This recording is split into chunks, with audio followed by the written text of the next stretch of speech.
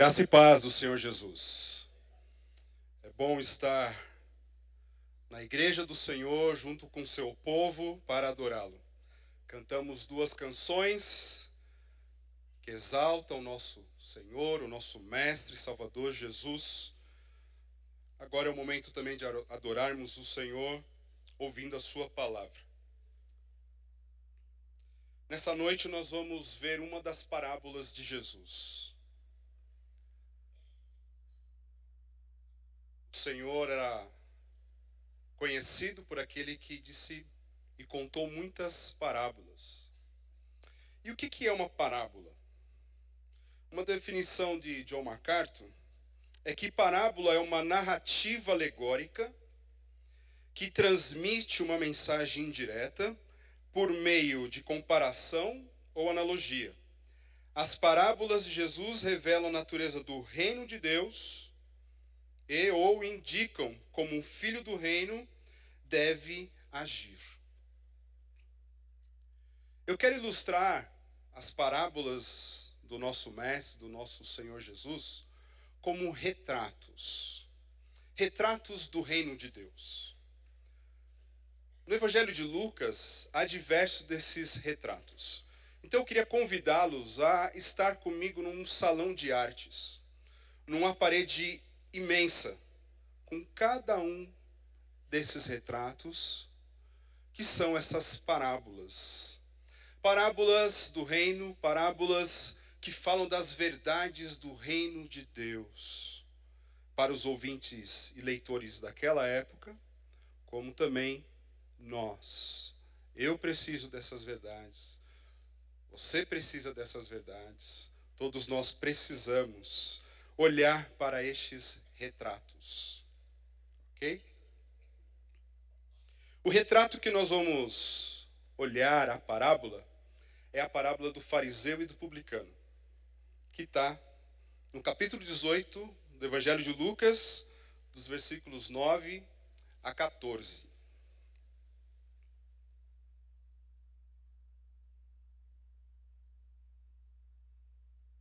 Lucas, o autor deste evangelho, ele era um gentil. Não gentil que termina com L, mas gentil que termina com O. Ok? A palavra gentil. E o que é um gentil? O gentil, ele é um estrangeiro. O gentil é uma pessoa de uma fé pagã, uma fé que não é a fé no Deus de Israel. Então, todas essas pessoas que não se encontravam dentro da comunidade israelita, que não tinha fé judaica, ele era considerado um gentil, uma pessoa de uma classe inferior. Lucas, ele era um gentil. Lucas, ele tinha origem grega, a mensagem do evangelho chegou à sua vida, ele entregou-se a Cristo, e ele foi um dos cooperadores do ministério de Paulo pregando o evangelho no mundo antigo. Ele tinha a profissão de médico, mas nós sabemos que ele era um grande historiador. Ele escreveu esse Evangelho de Lucas e também escreveu um outro livro na Bíblia que é Atos dos Apóstolos. A mensagem do Evangelho de Lucas, eu quero compartilhar com vocês, é a seguinte, porque ele tem um propósito de escrever essa carta. E qual é o propósito, qual é a mensagem que está contida no Evangelho de Lucas? A mensagem do Evangelho do Reino de Deus alcança todas as pessoas, inclusive aqueles que eram desprezados socialmente, como os estrangeiros, os gentios, as viúvas, as crianças, os pobres, os que não tinham filhos, leprosos, pecadores e publicanos. A mensagem do Evangelho de Lucas é que o Evangelho do Reino de Deus alcança todas as pessoas.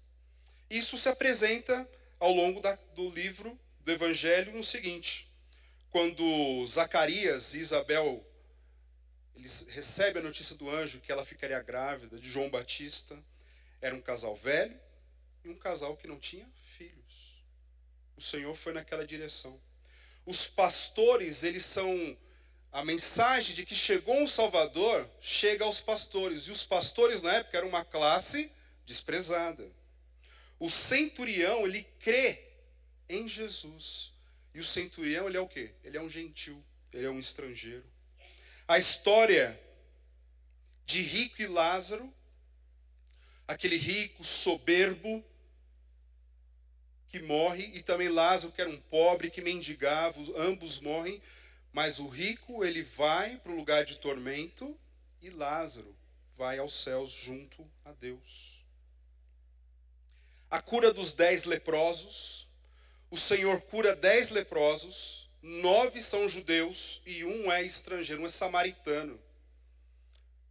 Quem é que volta para agradecer? O samaritano. E nós sabemos, pelo Evangelho de João, que os samaritanos e os israelitas, os judeus, não se davam bem, ok? Eles não se davam. Mas quem é que volta para agradecer? Olha, obrigado. É um samaritano. Jesus e as crianças elas eram desprezadas, e até os apóstolos, os discípulos ali, agiram dessa maneira. As crianças queriam ser abençoadas por Jesus, e os apóstolos, não atrapalhe o mestre. E o Senhor falou, não, vinde as crianças, porque delas é o reino dos céus. Nós vemos Zaqueu, que era um publicano, nós vamos observar aqui, mas algo real, aqui é uma parábola, algo real. O publicano Zaqueu, ele encontra Jesus, Jesus entra na vida dele, a gente não vai cantar aquela música que ela não é legal, mas transforma a vida dele. O Senhor alcança Zaqueu. E também nós vemos isso nas outras parábolas. A parábola do bom samaritano. Ali os religiosos passam do lado de uma pessoa que tinha sido assaltada, estava sofrendo, mas quem para socorrer? Quem ama aquela pessoa é quem? É um samaritano. Existe também a parábola do grande banquete, ou seja, a mensagem do evangelho é dada aos judeus. Os judeus, eles desprezam a mensagem, e a mensagem alcança todas as pessoas que eram desprezadas. Então todos aqueles são convidados a degustar desse grande banquete com o Senhor. A ovelha perdida, o Senhor deixa as suas 99 e vai atrás da que está perdida. Tem a moeda perdida, a moeda que a mulher perde na sua casa, depois ela encontra, o coração dela se alegra. E também a parábola do filho pródigo. O filho que sai de casa, esbanja a vida com bagunças, mas ele volta arrependido e o pai o abraça. Essa é a mensagem do Evangelho de Lucas. O Senhor o alcançou. Porque na visão dos religiosos da época, o próprio Lucas não era uma pessoa digna de ser alcançado por Deus. Ele não era. Então vamos ler o texto. Lucas 18, versículos 9 a 14. Há alguns que confiavam em sua própria justiça e desprezavam os outros. Jesus contou esta parábola. 2 homens subiram ao templo para orar. Um era fariseu e o outro publicano. O fariseu, em pé, orava no íntimo: Deus, eu te agradeço porque não sou como os outros homens, ladrões, corruptos, adúlteros, nem mesmo como este publicano. Jejuo 2 vezes por semana e dou o dízimo de tudo quanto ganho. Mas o publicano ficou à distância. Ele nem ousava olhar para o céu, mas batendo no peito dizia: Deus, tem misericórdia de mim, que sou pecador. Eu lhes digo que este homem, e não outro, foi para casa justificado diante de Deus. Pois quem se exalta será humilhado, e quem se humilha será exaltado. Vamos orar mais uma vez.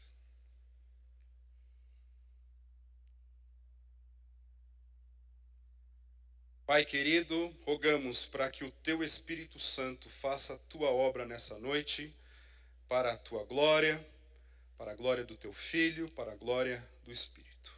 Amém. Esse é o retrato que está diante dos nossos olhos nessa noite. o retrato dessa parábola do fariseu e do publicano. Um retrato que começa a ser dito o seguinte: o Senhor, ele começa a falar esta história para aqueles que confiavam na sua própria justiça e, confiando na sua própria justiça, desprezava os outros. É assim que começa a história. É assim que começa essa parábola. E o Senhor Jesus, ele quer dizer uma verdade neste retrato que nós temos que observar. A verdade é: ninguém é justificado pelos seus próprios méritos. Ninguém alcança o reino dos céus, ninguém é um cidadão, um súdito do reino de Deus, se não se arrepender de seus pecados. Você não alcança o reino pelas suas virtudes, você não alcança o reino pelas suas obras, pelos seus méritos, pela sua história, pela sua bagagem, mas você alcança o reino dos céus, o reino de Deus, quando você se humilha diante da potente mão do Senhor. Essa é a história.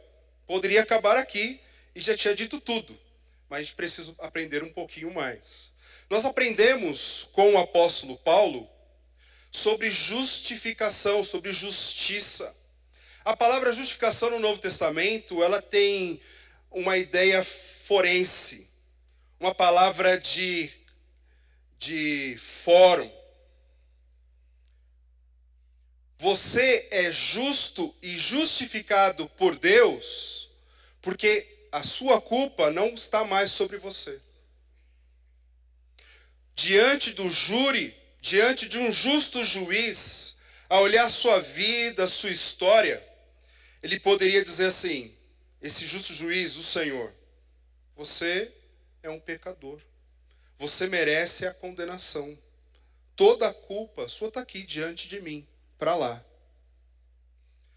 Mas a verdade do Evangelho alcançou corações, muitos corações do que estão aqui. E essa culpa que era tua, ela recaiu na cruz do Senhor Jesus. Toda a nossa culpa, passada, presente, futura, não importa a dimensão do pecado, caiu sobre Cristo. E Ele recebe a culpa, Ele é punido por minha, por nossa culpa, e nós somos declarados justos. Nós somos justificados. Nós somos declarados inocentes. Essa é uma graça tremenda. Romanos 5:1 diz assim, o apóstolo Paulo dizendo: tendo sido, pois, justificados pela fé, temos paz com Deus. Temos paz com Deus por nosso Senhor Jesus Cristo. Podemos ler juntos? Vamos lá? Tendo sido, pois, justificados pela fé, temos paz com Deus por nosso Senhor Jesus Cristo. E por que temos paz? Porque nós éramos culpados. E sendo culpados, nós ferimos a santidade de Deus. Nós éramos, como diz o apóstolo Paulo em outras cartas, nós éramos inimigos de Deus, adversários de Deus.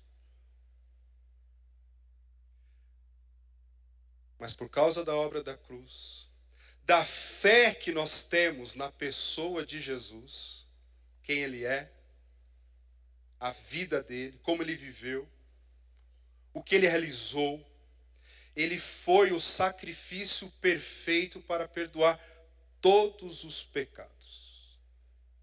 E aí nós somos declarados justos. Que bênção grandiosa. 2 Coríntios 5:21, nessa mesma direção de justiça, diz assim: Deus tornou pecado por nós aquele que não tinha pecado, para que nele nos tornássemos justiça de Deus. Deus tornou pecado por nós aquele que não tinha pecado, para que nele nos tornássemos justiça de Deus. Agora vamos ler juntos. Deus tornou pecado por nós aquele que não tinha pecado, para que nele nos tornássemos justiça de Deus. Pelo perdão que recebemos do Senhor, nós somos justos. E sobre o verdadeiro justo, Jesus, recaiu a nossa culpa. Por isso que na cruz, ele entra numa agonia terrível, porque ele tinha uma comunhão intensa com o Pai desde a eternidade. Mas aquele momento da cruz, na agonia da cruz, toda a maldade do mundo, toda a culpa do mundo está sobre ele. E ele exclama: Deus meu, por que me desamparaste? É o primeiro momento da vida dele, da existência eterna do Filho, que ele não tem comunhão com o Pai. E aí nós aprendemos que quem não tem comunhão com o Pai tem uma alma agonizante. Uma alma que está anestesiada, mas ela está agonizante, porque ela ainda está debaixo da culpa. Deus é seu inimigo e a justiça precisa alcançar esses corações. Mas a parábola, falando sobre justiça, ela fala daquelas pessoas que já se achavam justas. E esse é um grande perigo que pode alcançar o nosso coração em outras áreas. Talvez não a respeito de salvação, mas a respeito de se achar superior e melhor do que outros irmãos, na igreja, na família, no trabalho. E a história tem muito a nos dizer. Aqui fala sobre dois personagens, sobre um fariseu. E quem são os fariseus? Os fariseus eram uma classe religiosa da época de Jesus, uma classe elitista. Eles dominavam a religião. Eram pessoas que estudavam a lei de uma forma rigorosa para eles e para os outros.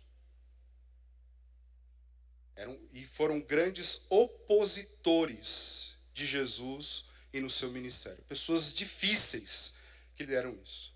Pessoas que amavam ser reconhecidas diante de todos. Pessoas que o Senhor diz em outros momentos, chamam elas de hipócritas. Ou seja, pessoas falsas, hipócritas. O outro personagem fala do publicano. E quem são os publicanos? Os cobradores de impostos. Roma, eles estavam debaixo da opressão romana. Roma dominava o mundo da época.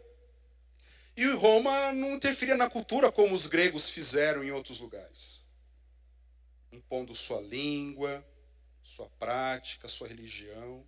Os romanos queriam dinheiro. Eles queriam tributo.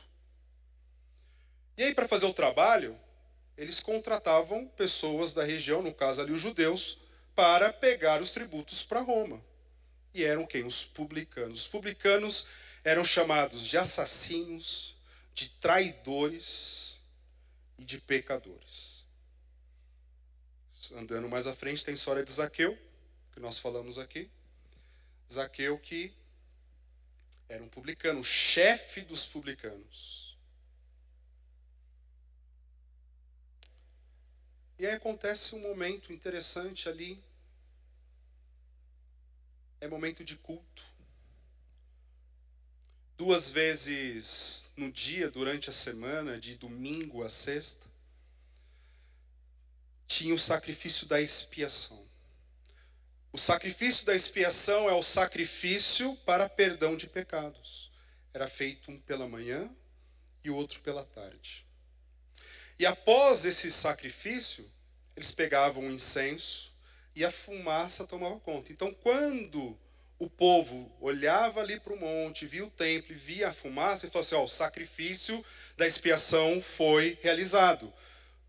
Vamos subir ao templo e vamos adorar a Deus. E ali sobe quem? O fariseu e o publicano. Ambos sobem com o motivo de adorar. Porque o culto ali era para adorar. O culto sempre tem esse objetivo. O motivo é para adorar a Deus no templo. E não de chegar ao templo e reconhecer-se digno. Este é um grande problema. Por isso, uma das verdades que nós encontramos neste retrato é que ninguém é justificado pelas suas virtudes. Ninguém é justificado pelas suas virtudes. Aqui fala que o fariseu ele se colocou em pé. Ele se colocou próximo ao altar. E naquele momento da adoração, no momento onde o sacrifício da expiação, o sacrifício para perdão de pecados foi realizado, e que era esperado por Deus, que ali ele dobrasse o seu coração e confessasse as suas culpas, na verdade ele se aproxima do altar, para listar todas as suas qualidades, todas as suas virtudes. Ali existiam outros adoradores, porque era um pátio, onde as pessoas poderiam se aproximar. E no íntimo, tem outras versões que falam uma coisa interessante. Ele disse de si para si. No íntimo, ele faz essa oração arrogante. Eu te agradeço porque não sou assim. Eu te agradeço porque eu não sou ladrão, porque eu não sou um adúltero, porque eu sou honesto, não sou corrupto. Eu te agradeço porque eu não sou como este publicano. Mas ele diz no íntimo. Aí você tenta imaginar, né?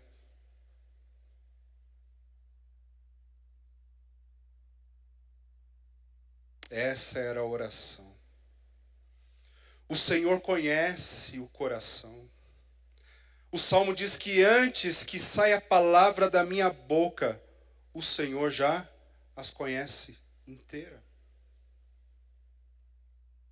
Chegar diante de Deus, chegar diante do altar, para começar a listar as suas virtudes. E virtudes é uma coisa cruel, porque eu sei que cada um aqui tem as suas virtudes. E eu sei que vocês sabem das suas virtudes. E sabendo das suas virtudes, quando nós não colocamos isso no lugar certo, quando não adoramos a Deus com as nossas virtudes, ou agradecemos a Deus porque Deus tornou algo virtuoso em nossa vida pela sua misericórdia, o nosso coração ele sai do lugar. O Senhor que era para estar sentado no trono sai dali. E a gente começa a medir a nossa vida, a nossa felicidade, a nossa realização pelas nossas virtudes. Eu sou tão bom nisso. Eu dou uma excelente pregação. Eu sou um excelente funcionário. Aquele ali eu não sei. Aquela, deixa pra lá.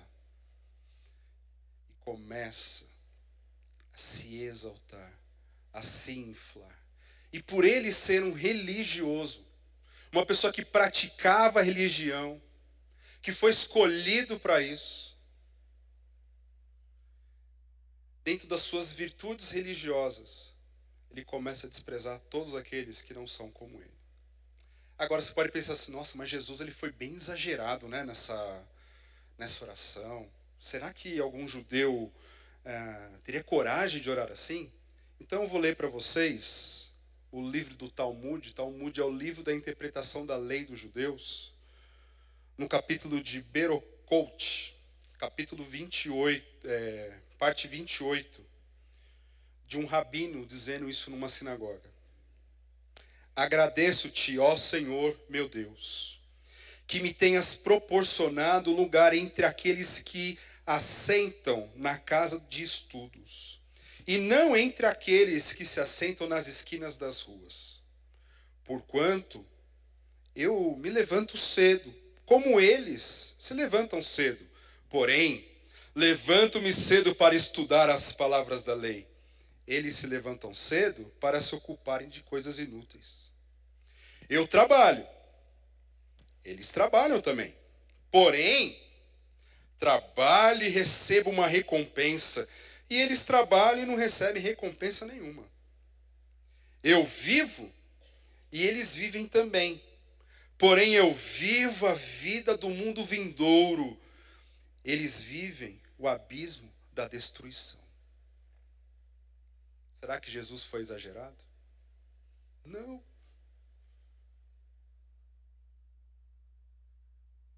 Quando o religioso ele começa a olhar para as suas virtudes, ele não olha para os seus fracassos, ele não olha para os seus erros.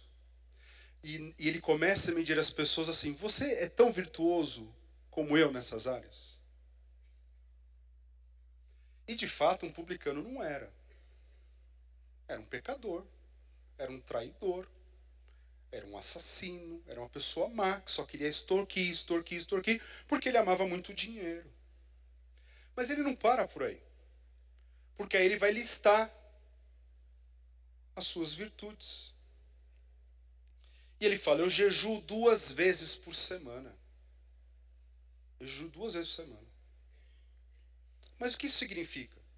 Significa que ele está indo muito além daquilo que Deus exigia. E o que Deus exigia? Um jejum por ano na época da festa da expiação. Um jejum por ano. Mas ele fazia 2 vezes por semana. 2 vezes por semana. Ele diz que dá dízimo de tudo. De todas as coisas. Mas o que era exigido? Um dízimo anual da sua colheita. Mas ele dava de tudo.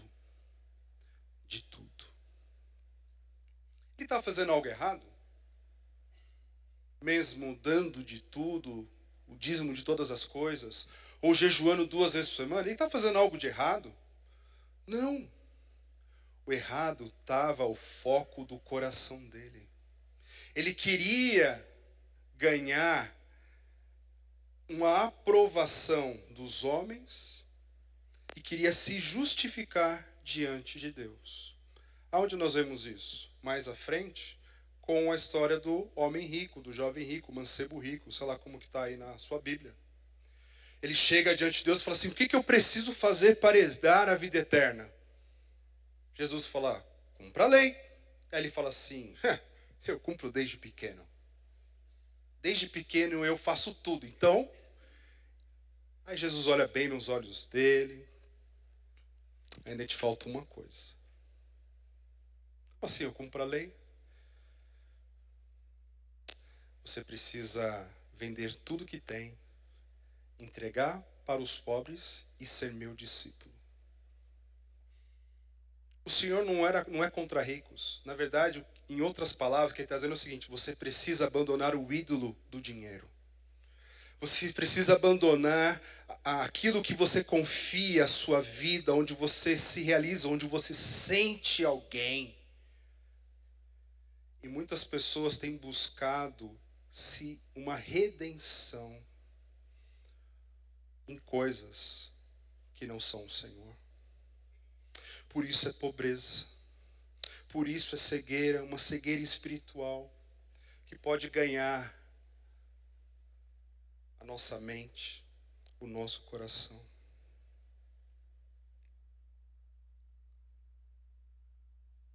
Quando nós nos aproximamos do altar, quando você nos aproximamos do altar, o altar que nós nos aproximamos com confiança, com fé, nós não estamos diante do altar para colocar nossas virtudes. Nós não estamos diante do altar para colocar os nossos créditos diante do Senhor. Nós temos que ir diante do altar para colocar a nossa pobreza, os nossos fracassos. Porque, como diz o último versículo, aquele que se exalta será humilhado. Será humilhado. Ninguém é justificado pelas suas virtudes. Tenham virtudes, mas colocam essas virtudes no altar para que elas sejam instrumentos para a glória de Deus. Não confie nelas. Uma vez eu vi, uma época começou várias igrejas a usar um termo, não sei se é o nome de um livro, diz assim: pessoas perfeitas não entram. Pessoas perfeitas não entram. E eu concluo: pessoas perfeitas não entram no reino dos céus. O Senhor disse: eu vim buscar os doentes. Os sãos não precisam de médico. Aí a pergunta que fica para mim e para você: como é que você chegou aqui? Na congregação, diante do altar do Senhor, cheio de si? Confiante?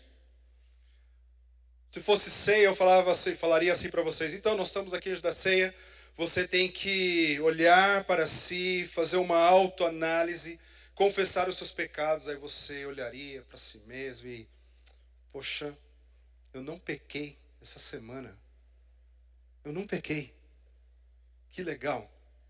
Ok, vamos lá, participar da ceia. Mas eu não pequei essa semana. Obrigado, Senhor, eu não pequei. Grande erro. Grande erro. O apóstolo João disse que aquele que diz que não tem pecado faz quem mentiroso? Deus. Eu não estou aqui para ver se eu pequei durante a semana. Eu estou aqui para renovar minha fé e dizer: Senhor, esse sacrifício só aconteceu por causa dos meus pecados. Talvez algumas coisas na minha vida que eu não tinha vencido, eu venci nessa semana pela sua graça, não pelo meu esforço. Algumas coisas não estão diante dos meus olhos, mas mesmo assim, Senhor, me perdoa, porque o sangue do Cordeiro foi derramado por causa dos meus pecados. Agora, se o Senhor mostrar algo para você, confesse. Confesse, faça isso. Então nós aprendemos isso. Ninguém é justificado pelas suas virtudes. Uma outra lição que nós aprendemos ao olhar esse retrato, que a justificação vem para aqueles que conhecem seus pecados. A justificação vem para aqueles que conhecem os seus pecados. O publicano poderia muito bem arranjar alguma coisa para fazer. Afinal, qual era o trabalho dele? Pegar dinheiro. Ele não poderia estar passando: aonde que eu vou hoje extorquir um pouquinho mais? Um pouquinho para Roma e um pocão para mim. Porque essa era a função dele. Mas ao olhar para o monte, para o templo, ele vê a fumaça. Ele fala: existe uma oportunidade que está sendo dada para mim neste momento. E essa oportunidade é de eu me arrepender, porque aquela fumaça significa que o sacrifício da expiação, o sacrifício para perdão de pecados foi realizado, e ali eu tenho uma oportunidade. E aí ele sobe no templo para adorar, juntamente com o publicano. Talvez ele viu o publicano, já deu 2 passos para trás, foi subindo, acanhado, e disse que quando eles se achegam no altar, o fariseu se aproxima e o publicano fica à distância. Ele está distante do altar. Mas por esse retrato que nós vemos é que quem estava distante do altar era o fariseu. Porque ele estava perto do altar, mas um coração distante. E o publicano, entendendo dos seus pecados, do seu erro, ele está distante do altar, mas o coração perto do Deus do altar. O Senhor, nós aprendemos nos Salmos que Ele está perto, Ele gosta, Ele anseia de corações contritos, quebrantados. Ele está perto daqueles que o invocam e o invocam em verdade. E invocar em verdade é no momento do sacrifício da expiação, você chegar, Senhor, o cordeiro foi morto. E eu tenho que confessar, eu sou um publicano mau. Eu faço mal para o meu povo. Eu exagero no meu trabalho. Eu prejudico pessoas. Perdão. Ele estava distante e era comum naquela época, quando estava diante do altar, as pessoas olharem para o céu. Fazer o gesto com as suas mãos e orar a Deus. Adorar a Deus. Os salmos falam das mãos que se levantam para adorar a Deus com as mãos. Mas ele está distante, batendo no peito, nem ousando olhar ao céu, com vergonha, porque ele era um pecador. Ele sabia que ele era um pecador. Ele estava diante do altar que é santo, de um Deus santo. Ele está distante, clamando pelo perdão de Deus. Senhor, tenha misericórdia de mim. Senhor, diz em outras versões, sê propício a mim. Na prática religiosa, judaica, quando tinha o sacrifício, principalmente o sacrifício de expiação anual, o sangue daquele cordeiro era derramado, eles pegavam aquele sangue, ia na tampa da arca e jogava em cima, que era a tampa da propiciação. Ou seja, Deus se ira contra o mal, contra o pecado. A única coisa que aplaca a ira de Deus é sangue. Não é que Deus é sanguinário, maldoso, não. É por quê? Porque aquele animal pagou a culpa do pecado de alguém. Então aquele sangue era jogado, era aspergido. E o quê? A ira de Deus era acalmada.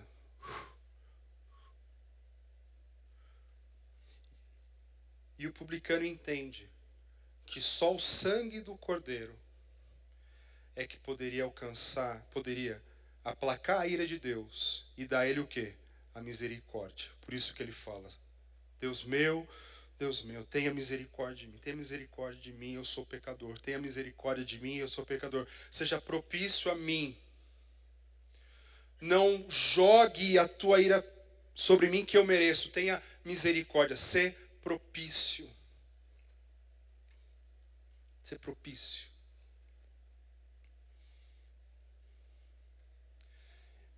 E uma verdade desse retrato que precisa ganhar nosso coração é que não precisa mais de animais sendo mortos. Aqueles animais satisfaziam a Deus de maneira temporária. Mas nós sabemos que Deus amou o mundo de tal maneira que Ele deu o seu Filho unigênito, para que todo aquele que nele crê não pereça, não morra, não fique perdido, mas tenha vida eterna. Então todo aquele que conhece o seu pecado e não gosta do seu pecado, entenda que diante do altar que se apresenta à sua frente nessa noite, existe perdão. Porque como diz a mensagem do Evangelho de Lucas, a salvação, o reino de Deus alcança todas as pessoas. Não importa a maldade que foi realizada, algo que nos assustaria se soubéssemos, Deus sabe. Deus perdoa. Deus perdoa. E o Senhor faz uma análise depois, que é a nossa terceira e última lição deste quadro, deste retrato, que a justificação alcança corações humildes. A justificação alcança corações daqueles que se dobram diante de Deus, que confessam as suas culpas, aqueles que entendem que estão em débito com o Senhor.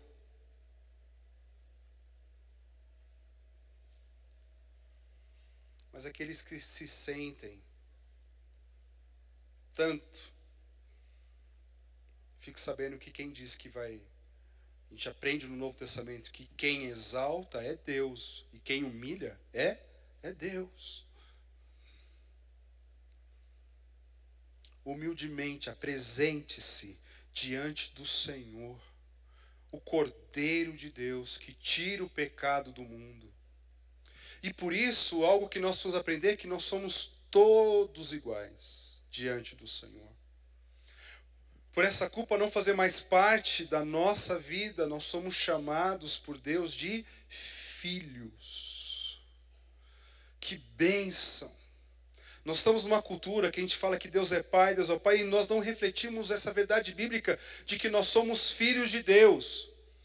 Se quando nós não éramos justificados, nós éramos inimigos, e agora justificados nós somos filhos, que tremenda bênção é esta! De você na sua oração, no seu quarto, de joelhos, você e Deus, você poder dizer, o Senhor é o meu Pai. O Criador de todas as coisas é o meu Pai. É o nosso Pai, é o Pai nosso. E aí eu olho os meus irmãos na mesma medida. Não é a medida das minhas posses e das minhas virtudes. É a medida do sangue de Jesus que cobriu o pecado de todos. Por isso que ninguém numa comunidade cristã deve ser desprezado. Ninguém que estuda a palavra de Deus deve se exaltar, porque quando nós nos apresentamos diante de Deus, nós estudamos a sua revelação, nós somos humilhados. Nós somos humilhados diante dessas verdades do Senhor. E aí nós temos que lembrar as palavras do apóstolo Paulo em Romanos 12, quando ele fala que nós não temos que ter um pensamento sobre nós mais elevado do que deve ter. A nossa medida é a medida de Cristo, eu tenho que servir. E o texto no final fala que eu tenho que ser condescendente com o mais fraco. Ou seja, eu preciso ficar à altura daquele que está mais fraco, dar a mão e falar, vamos subir, vamos caminhar juntos.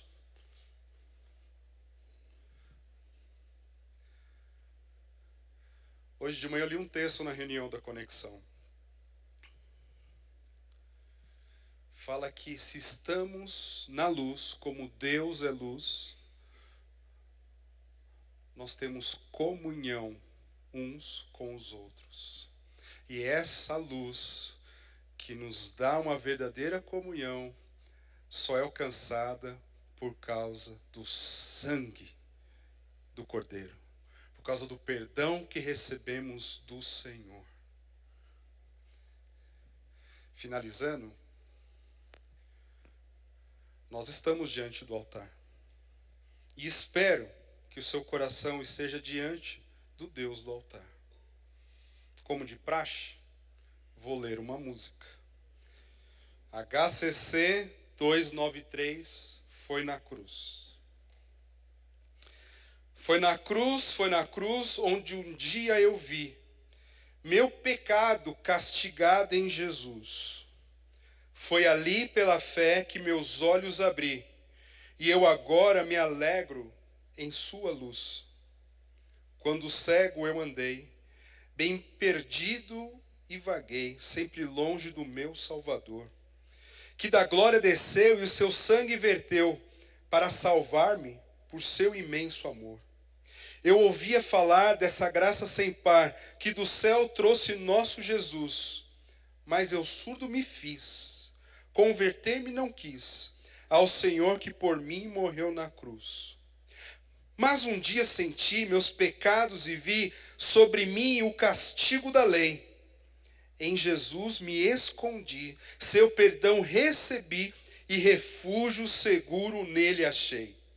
Oh, que grande prazer inundou o meu ser, quando tudo a Jesus confiei.